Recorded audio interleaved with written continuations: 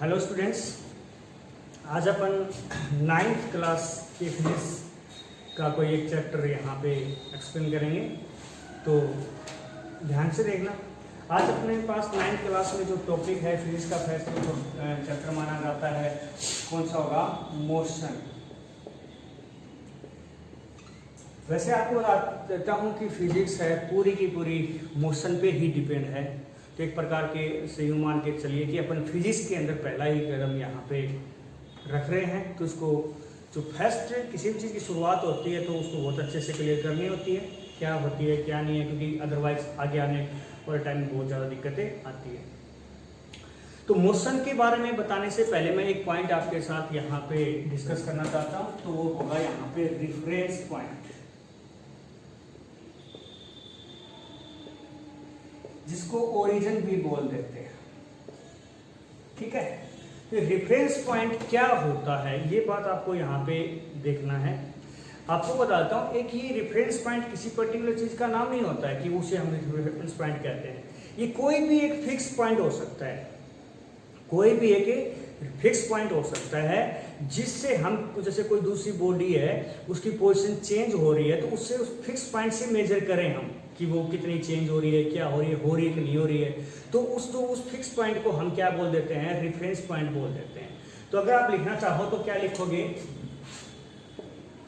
ए fix point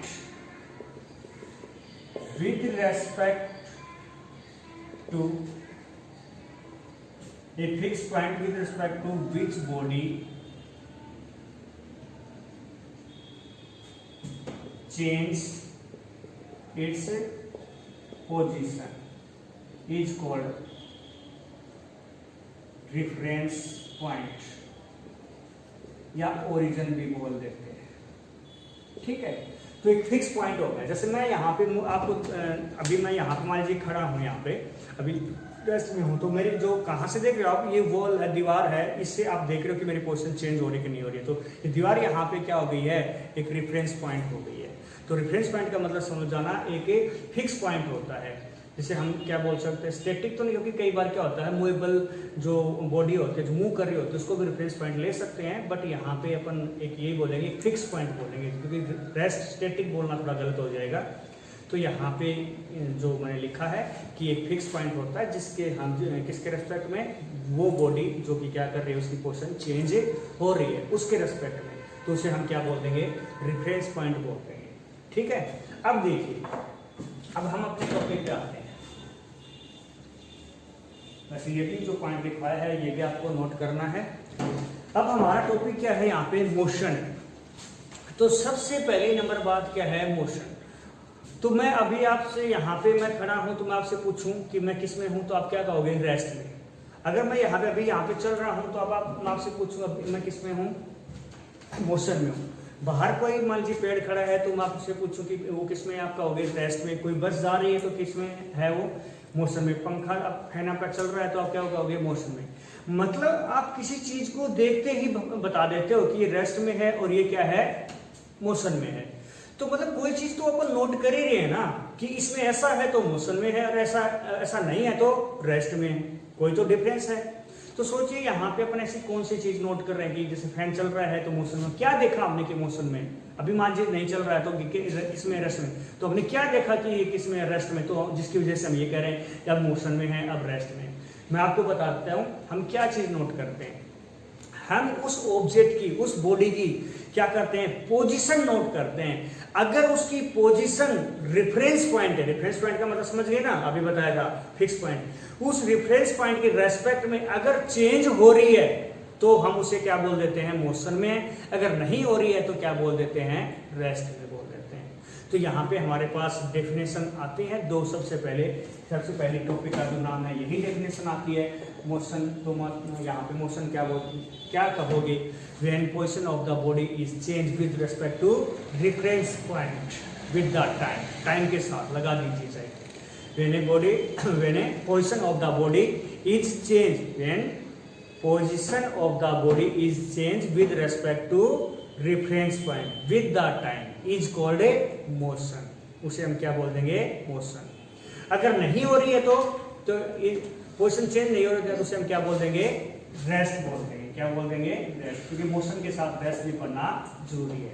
तो हम यहाँ पे की बार रेस्ट की बात करेंगे तो क्या बताएंगे, when position of the body is not change with respect to reference point with the time. जैसे मैं हूं, मेरी पोजीशन रेफरेंस पॉइंट के रिस्पेक्ट में चेंज नहीं हो रही तो इज कॉल्ड ए रेस्ट। इस प्रकार से मोशन क्या होता है, रेस्ट क्या होता है, इस बारे में आपके क्वेश्चन है वो क्लियर हो जाना चाहिए यहाँ पे।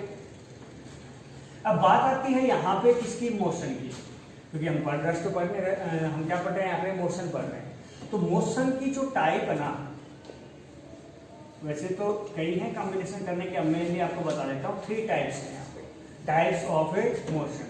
सबसे पहली जो मोशन होगी वो क्या होगी, लीनियर मोशन। कौन सी मोशन होगी यहाँ पे, लीनियर मोशन होगी, ठीक है ना। दूसरी आपकी कौन सी होगी यहाँ पे, सर्कुलर मोशन। तीसरी होगी यहाँ पे वाइब्रेटरी मोशन।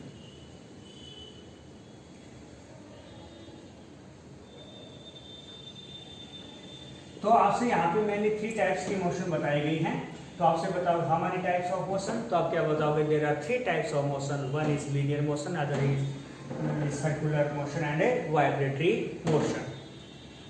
अब हम यहाँ पे एक एक को करके यहाँ पे थोड़ा सा पढ़ते हैं इनके बारे में। सबसे पहले कौन सी पढ़ते हैं, लीनियर मोशन पढ़ते हैं। लीनियर का मतलब सीधा सा समझ जाना, लाइन।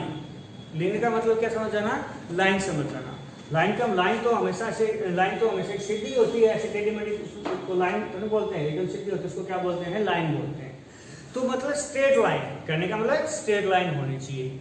तो अगर कोई बॉडी मूव कर रही है किसमें, स्ट्रेट लाइन में, तो उसकी मोशन को हम क्या बोल देंगे, लीनियर मोशन बोल देंगे।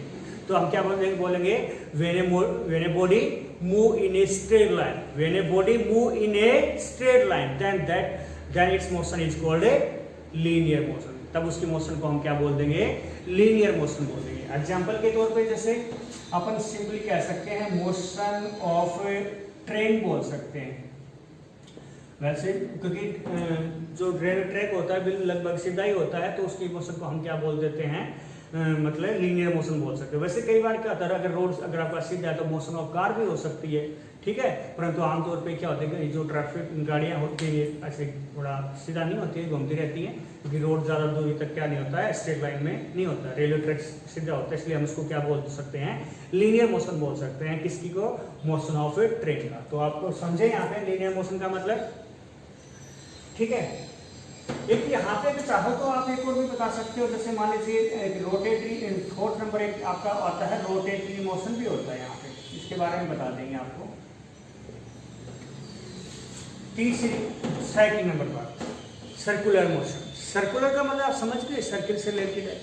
अगर कोई बॉडी सर्कुलर पाथ में मूव कर रही है तो उसे हम क्या बोल देंगे, सर्कुलर मोशन बोल देंगे। जैसे एग्जांपल के तौर पे हमारी अर्थ है, सन, जैसे सन के अराउंड क्या कर रही है, सर्कुलर पाथ में। वैसे आगे चलकर पढ़ेंगे, ये एक्चुअली में रियल में सर्कुलर नहीं होता, इलेक्ट्रिकल पाथ होता है, परंतु जनरली अपन उसको सर्किल मान लेते हैं।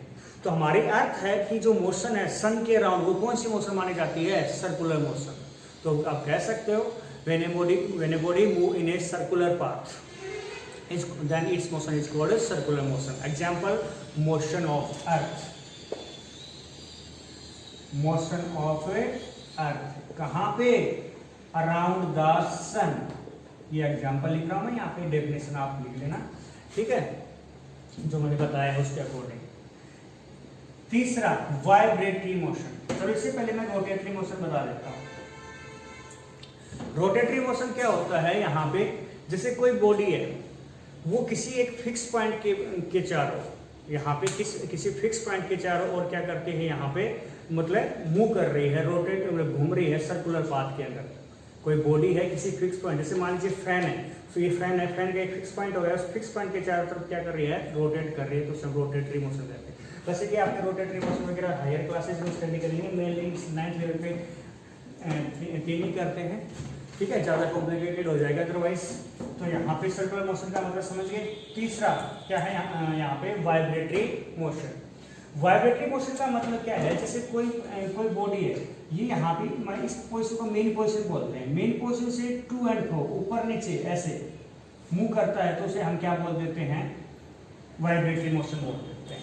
When a body move to and fro का मतलब ऊपर नीचे, when a body move to and fro direction from its mean position, ये वाले लाइन है, ये मीन पोजीशन है, तो from its mean position is called a vibratory motion. ठीक है, तो इस प्रकार से हम यहाँ पे इसको क्या बोल सकते हैं, वाइब्रेटरी मोशन बोल सकते हैं।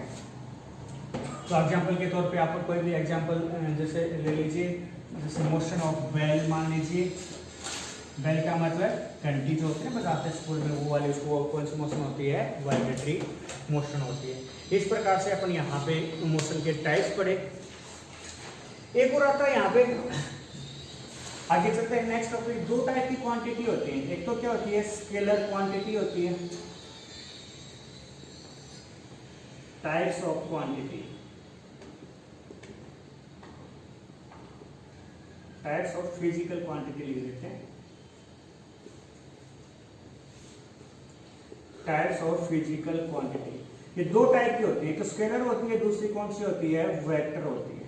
वैसे 3 टाइप की होती है, बट अपने बेसिक लेवल के ऊपर क्या होता है 2 टाइप्स की बताना। तीसरी आपकी आती है टेंसर क्वांटिटी आती है, वो हायर क्लासेस में करते हैं, बट यहाँ पे 2 ही पढ़ेंगे, scalar quantity and vector. Tensor actually दोनों के बीच की होती है, वो उसके बारे में बता देंगे थोड़ा वैसे ही, परंतु आपको मेनली कितने टाइप की लिखनी है यहाँ पे, स्केलर और वेक्टर बता लिखना है। तो आपको बता देता हूँ, कोई भी फिजिकल क्वांटिटी है, अगर यहाँ पे इस यूनिवर्स के अंदर एग्जिस्ट कर रही है ना, तो उसके पास वहाँ उसका मैग्नीट्यूड जो होगा ही है, क्योंकि मैग्नीट्यूड नहीं होगा तो वो एग्जिस्ट कर ही नहीं सकती इस यूनिवर्स के अंदर। तो इसका मतलब वो फिजिकल क्वांटिटी जिनके पास सिर्फ ओनली मैग्नीट्यूड होता है, उसे उन्हें हम क्या बोलते हैं, स्केलर क्वांटिटी बोलते हैं। मतलब उनके पास डायरेक्शन नहीं होती, मतलब कहने का मतलब डायरेक्शन चेंज कर भी देना उसके, तो उसके मैग्नीट्यूड के ऊपर कोई इफेक्ट नहीं पड़ेगा। तो उन क्वांटिटी को हम क्या बोल देते हैं, स्केलर क्वांटिटी बोल देते हैं। तो क्या लिखेंगे, those quantity which have only magnitude, those quantity which have only magnitude not direction is called a scalar quantity.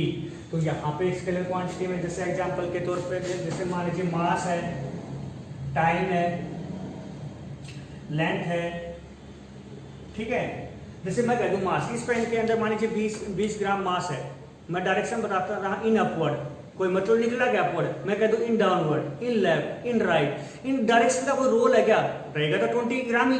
तो इसका मतलब मास कैसी क्वांटिटी हुई यहाँ पे, स्केलर क्वांटिटी, क्योंकि इसके पास सिर्फ क्या है, मैग्नीट्यूड ही है 20 ग्राम, कोई डायरेक्शन की वजह से इसका मैग्नीट्यूड चेंज नहीं हो रहा। इसी प्रकार से लेंथ, इसी प्रकार से टाइम, ठीक है, ये सब क्या होते हैं, मतलब स्केलर क्वांटिटी होते हैं, इनका मैग्नीट्यूड टाइम के साथ चेंज नहीं होता है। नेक्स्ट है आपका कि वेक्टर क्वांटिटी। मैंने कहा कि अगर एग्जिस्ट कर रहा है तो मैग्नीट्यूड तो होगा ही होगा, तो मतलब ये जो क्वांटिटी इनके पास मैग्नीट्यूड तो है ही है, साथ में डायरेक्शन भी है। डायरेक्शन होने का मतलब क्या है यहाँ पे, कि इनकी अगर डायरेक्शन चेंज कर दे तो उसके मैग्नीट्यूड के ऊपर इफेक्ट पड़ता है, कम ज्यादा हो जाता है। तो ऐसी क्वांटिटी को हम क्या बोल देते हैं, वेक्टर क्वांटिटी बोलते हैं। तो क्या कहोगे, those quantity which have magnitude as well as a direction, मतलब मैग्नीट्यूड के साथ साथ डायरेक्शन भी होती है, are called a vector quantity. जैसे एग्जांपल के तौर पे फोर्स है, वेलोसिटी है, एक्सीलरेशन है, मोमेंटम है, ठीक है, ये सब क्या होती है, वेक्टर क्वांटिटी होती है, जिनका यहाँ पे डायरेक्शन के साथ इफेक्ट पड़ रहा है, ठीक है ना। जैसे मान लीजिए मैं टेबल पे फोर्स लगा रहा हूँ, इधर कितना लग रहा है, इधर कितना लग रहा है, आगे की तरफ कितना लग रहा है, अलग अलग लग रहा है कि नहीं लग रहा, तो डायरेक्शन के हिसाब से उनका मैग्नीट्यूड चेंज हो रहा कि नहीं हो रहा। तो फोर्स है, मोमेंटम है, वेलोसिटी है, ये सब इनकी वेक्टर क्वांटिटी होती है, जिनकी यहाँ पे डायरेक्शन के साथ क्या करती है, वैल्यू डिपेंड करती है। तो इस प्रकार से 2 टाइप की फिजिकल क्वांटिटी हो रही है, ये आपको पढ़ना जरूरी है। इसके बाद में अपन यहाँ पे देखते हैं आगे,